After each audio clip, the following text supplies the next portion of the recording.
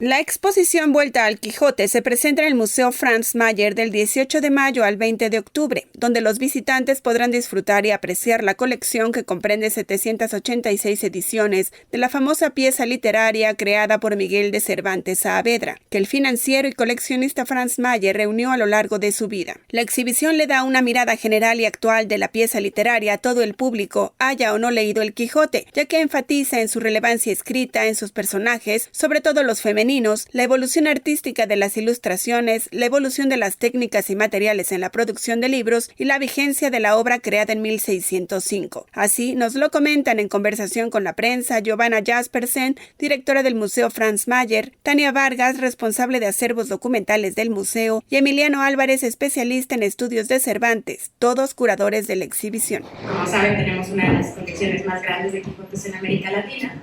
Y pues a partir, digamos, de esta idea es que en realidad empiezan a nacer más ideas y nace esta exposición, ¿no? Una exposición que nace siendo muy pequeñita y que se presenta en Guanajuato como Las Tizas de Don Quijote y que acabó siendo una exposición grandísima como lo que hoy podemos ver y que además, o sea, lo que me gustaría decir realmente es que la exposición se complementa de muchas más miradas, de muchas más ideas.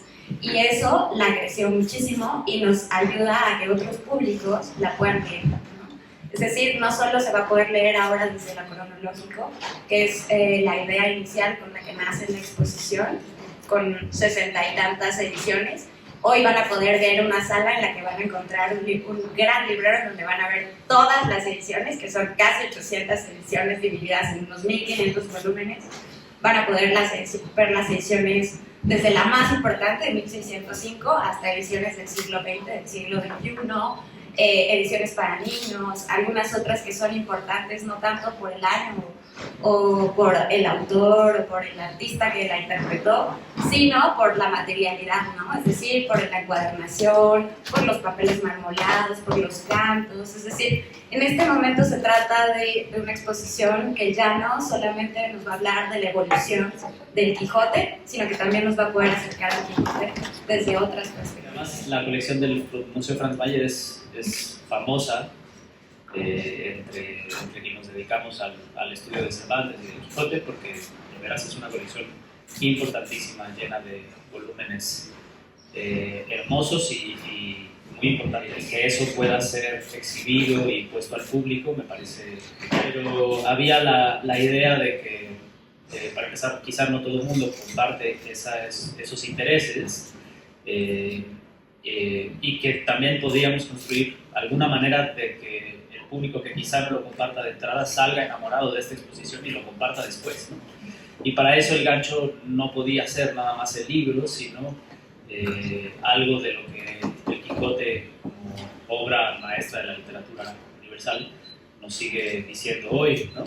Que son un montón de cosas. La vigencia y la actualidad del Quijote son muy apabullantes en muchos sentidos. Nosotros entramos a esta biblioteca todos los días y todos los días vemos esas obras calladas, un poco que están en espera o de algún lector o de algún investigador o de una mirada como la de Emiliano que se acerca a hacerle otro tipo de preguntas, pero que permanecen un poco callados, ¿no?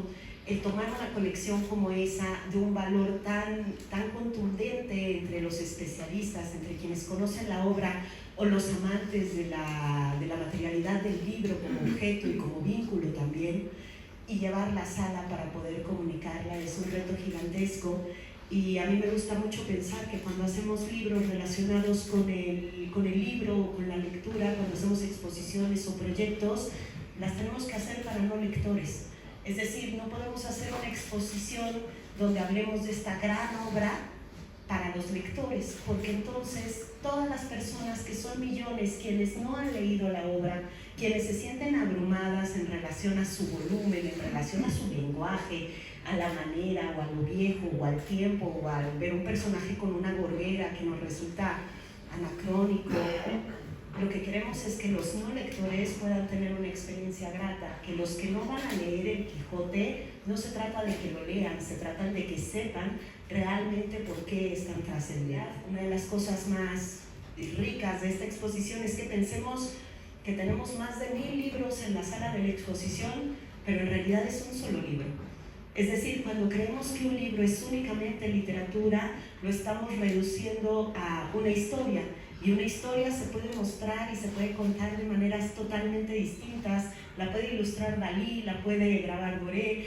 Y cuando vemos el nombre del impresor, del encuadernador, ciertas obras con papeles marmoleados, otras más con nervios móviles o con cierto tipo de encuadernación que significaban también algo, nos damos cuenta de que en realidad la cantidad de significados y valores que hay dentro del objeto libro va muchísimo más allá de la historia que nos contó Cervantes y que creemos que también es fundamental. Vuelta al Quijote no solo muestra los libros como la primera edición de la colección que data de 1605, lanzada solo a 3 meses de su estreno, o la primera traducción de Don Quijote al inglés realizada por Thomas Shelton en 1612, sino también el mobiliario utilizado en la lectoescritura a través de las épocas en diferentes partes del mundo. Entre los ejemplares encontramos diversos materiales con los que fueron adornados, como encuadernaciones de piel y madera, papeles marmoleados, aplicación de metales en el filo de sus páginas y cantos. Son como 3 lecturas distintas, es un recorrido libre, es decir, no tenemos bloques temáticos concretos. Esta lectura en 3 niveles. En primer lugar tenemos, digamos, el libro que está al centro, es decir, cuándo se escribe la obra, cómo se escribe, qué se dice de ella, qué significó incluso en el mercado o en los procesos editoriales, por qué es la obra por antonomasia, eso está al centro. La segunda lectura tiene que ver con 4 temas de los que nos platicará ahora Emiliano, que tienen que ver con temas que seguimos considerando están vigentes hoy. Y la tercera lectura, que nos contará otra Tania, tiene que ver con la cronología de ediciones del Quijote desde la primera que tenemos en el acervo, que es de 1613, hasta las más recientes. Son 4 los nodos temáticos de la exposición. El primero son los personajes femeninos, y allí está el personaje de Marcela, que es una de nuestras, está en nuestro santoral, digamos, aquí en la mesa, pero está también Lucinda y está Dorotea, por ejemplo, que son también personajes muy interesantes de la primera parte, o Maritornes, ¿sí? Y ahí podrán encontrar descripciones y por qué los consideramos importantes como para ofrecerles un lugar, digamos, protagónico, y hay iconografía de todos estos personajes que es muy hermoso. Y el segundo tema es la risa, y tratamos de rescatar esa parte. El Quijote está lleno de escenas de comedia, de pastelazo, de escatología, del personaje principal, que está más chiflado que una cafetera, ¿no? O sea, es realmente divertido, y eso es lo que queríamos rescatar. También hay muchas tensiones entre la ficción y la realidad, y ese es otro de los nodos temáticos, cómo la realidad se vuelve ficción y la ficción se vuelve realidad, y eso está muy vivo en las ficciones que consumimos hoy en día, ¿no? Y eso también era un tema que queríamos, digamos, propulsar. Y me está faltando... y la irracionalidad del libro, ¿no? Sí, justo partiendo como de este libro, que es el primer libro de la colección, el más antiguo, y no solo el más antiguo en la colección, sino que además uno de los más antiguos en el mundo, podríamos decir, que es un libro de 1605 que se edita tan solo 3 meses después de la primera edición. Estamos hablando de la primera parte de la obra, ¿no? Un libro pequeñito, ¿no? Que nace sin más ilustración que la de un caballito, que es el caballito que han estado viendo todo este rato que va corriendo, y pues atendemos a la primera imagen de Don Quijote, ¿no? O de El Quijote, ¿no? Y es que es este caballero andante, ¿no? Un poco de ahí es que viene todo este recorrido cronológico, y la sala es una sala circular, eso también está padre, que es otra parte de los conceptos que se fueron ahí construyendo. Entonces, a partir de eso, lo que vamos a ver son ediciones que van a ir siendo ilustradas por distintos artistas. Los primeros que van a ilustrar la obra van a ser en los Países Bajos, ni siquiera en España, ¿no? Entonces vamos a tener a Jacob Savery, vamos a tener después a Obregón ilustrando o copiando un poco todavía a los Países Bajos, ¿no? Pero ya la obra empieza a ilustrarse en España, ¿no?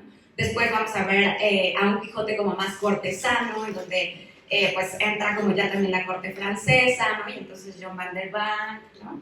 Luego entonces vamos a ver a los Quijotes de Gustave Doré, que son propiamente, digamos, los que tenemos más en el imaginario, ¿no? O sea, en el 19 se va a consolidar como este Quijote romántico.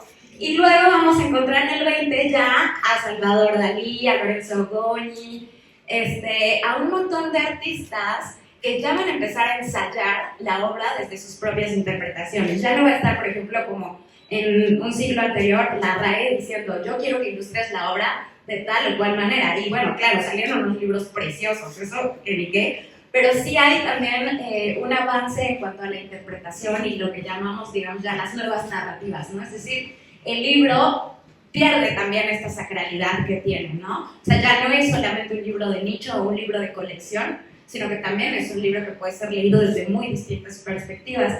Y aquí algo que me gustaría rescatar y que justo une todo esto es el valor de la iconografía. En la cronología creo que también es importante el que se va mezclando justo el libro, es decir, las piezas de la biblioteca, con objetos que tienen que ver con la cultura material del libro también, no únicamente desde el libro en sí mismo, sino, por ejemplo, escritorios, papeleras, escribanías, toda una serie de objetos que tenemos en nuestra colección que están relacionados con la lectoescritura y que en realidad eran objetos que iban como formando todo este universo simbólico en torno al libro, ¿no? Giovanna Jaspersen también nos comentó que la exposición marca el arranque del proyecto de digitalización del Fondo Antiguo del Franz Mayer con el fin de que los incunables y todos los archivos puedan ser consultados públicamente. Con una exposición como esta, que además nos permite dar arranque a todo un proyecto de digitalización del Fondo Antiguo de Franz Mayer para los siguientes 3 años. En realidad estamos proyectando por primera vez hacer este fondo antiguo accesible. El fondo antiguo del museo es la parte que más nos cuesta socializar. Tenemos, por ejemplo, 2 libros incunables, que son los libros que estuvieron en circulación antes de que surgiera la imprenta, ¿no? Estos libros, por supuesto, nadie puede llegar y hojearlos en nuestra biblioteca. Estaremos trabajando los próximos 3 años en la digitalización de los primeros 50 libros para que podamos tener consultas digitales del fondo antiguo. Vuelta al Quijote ya se puede visitar en el Museo Franz Mayer desde el 18 de mayo hasta el 20 de octubre. No deje de visitarla.